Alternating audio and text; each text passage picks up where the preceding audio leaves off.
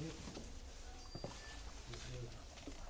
Есть у вас ходатайство заявления потом? И я как не говорил, это потом, да? Это потом.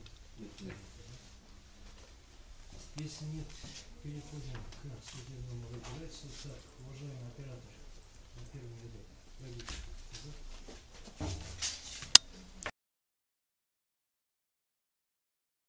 Так, перейдем к суду, предоставляется государственное обвинение.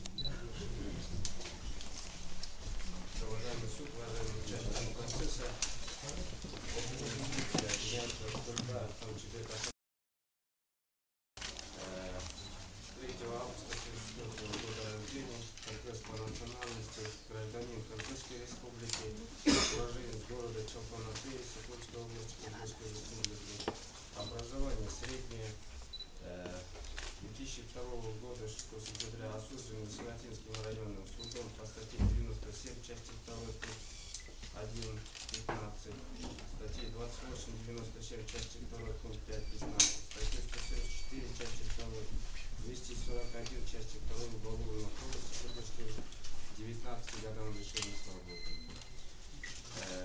Обвиняется в том, что, будучи ранее судимым за особо тяжкие преступления, в период 2000 года по 2007 год, отбывая наказание в исправительной колонии номер 8 провинции Кыргызской республики, расположен село Петровка Московского района Чуйской области, обладая хорошими физическими данными и организационными способностями, познакомился с другими отбывающими наказание лицами, а именно Минахуновым, Махмуджановым, смотрящим за разгоном, Ибраимом Алтынбековым Тынчбековичем, смотрящим за городом Бишкек, Сариевым Данильбеком Уразбековичем, смотрящим за людской казной, Джумагулом Тариэлем, смотрящим за Нарынской области. После чего в мае 2008 года Кульбаев, достигнув высокого положения в криминальной среде, получив статус, был коронован вор в законе, после чего целью незаконного обогащения путем совершения тяжких, особо тяжких преступлений, обладая доминирующим положением в преступной среде, вместе с указанными выше лицами, а также другими неустановленными следствиями лицами, создал преступное сообщество, преступную организацию.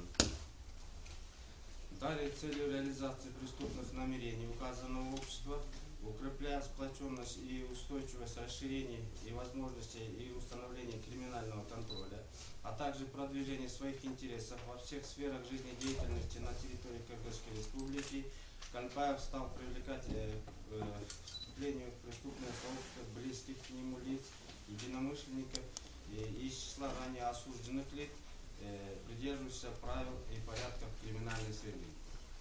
После чего в целях личного обогащения, содержание членов созданного преступного сообщества, постоянная готовность к выполнению различных указаний, в том числе и преступления различной степени тяжести, Кульбаевым был сформирован бюджет, состоящий из двух частей, а именно воровская казна, поступающие денежные средства и материальные ценности, направляемые на личные нужды вора в законе.